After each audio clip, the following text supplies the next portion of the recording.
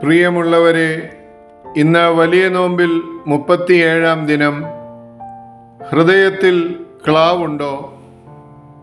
വിശുദ്ധ ഗ്രന്ഥം പഠിക്കാനെത്തുന്ന യുവാക്കളോട് യഹൂദ റബിമാർ ചോദിച്ചിരുന്ന ചോദ്യമാണിത്.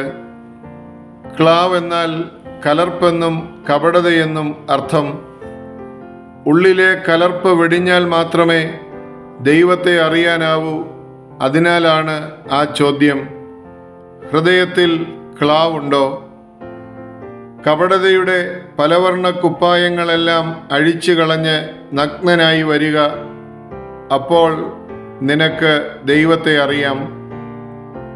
ബക്കറ്റിൻ്റെ കഥാപാത്രം കരഞ്ഞു പറയുന്നുണ്ട്, ഒരു ഞാനായി തുടങ്ങിയ ഞാൻ 1000 ഞാനായി മാറിയിരിക്കുകയാണ്.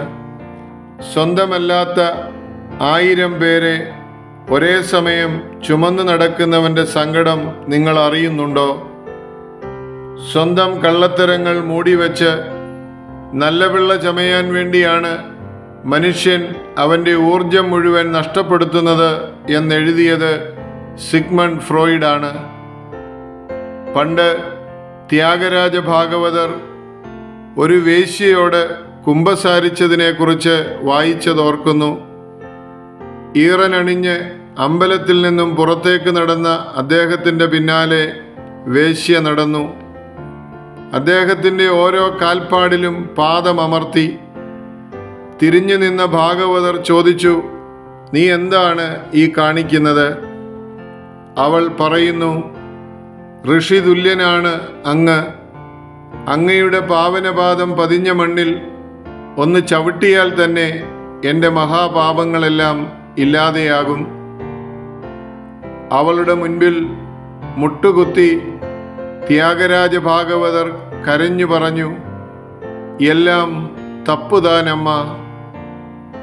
നീ നിന്റെ ദേഹം വിറ്റ് പണമുണ്ടാക്കുന്നു, ഞാൻ എൻ്റെ ദേഹിയെ വിറ്റ് പണമുണ്ടാക്കുന്നു.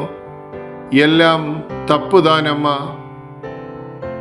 പെസഹ തിരുനാളിൻ്റെ തലേനാളിൽ യഹൂദ ഭവനങ്ങളിൽ കുടുംബനാഥൻ വിളക്ക് തെളിച്ച് സ്വന്തം വീടുകളുടെ ഓരോ കോണിലും ചെന്ന് നിന്ന് തിരി നീട്ടി സ്വരമുയർത്തി ചോദിക്കും, ഈ വീട്ടിൽ പുളിപ്പുള്ള കലർപ്പുള്ള എന്തെങ്കിലും ഉണ്ടോ? ഭാര്യയും മക്കളും ഉത്തരം പറയും, ഇല്ല ഇല്ല. പിന്നെ അയാൾ തിരി സ്വർഗത്തിലേക്കുയർത്തി പ്രഖ്യാപിക്കും, ദൈവമേ, കലർപ്പുള്ള കപടമായ ഒന്നും ഇവിടെയില്ല. പ്രിയമുള്ളവരെ, ദൈവസന്നിധിയിൽ വിനയത്തോടെ നിന്ന് കലർപ്പുള്ളതും കപടമായതും ക്ലാവ് പിടിച്ചതുമൊന്നും ഈ വീട്ടിലില്ല എന്ന് ധൈര്യത്തോടെ പറയാനുള്ള ആത്മബലം പ്രാപിക്കുവാൻ ഈ ധ്യാനം നമ്മെ സഹായിക്കട്ടെ. സസ്നേഹം, ഈപ്പനച്ചൻ.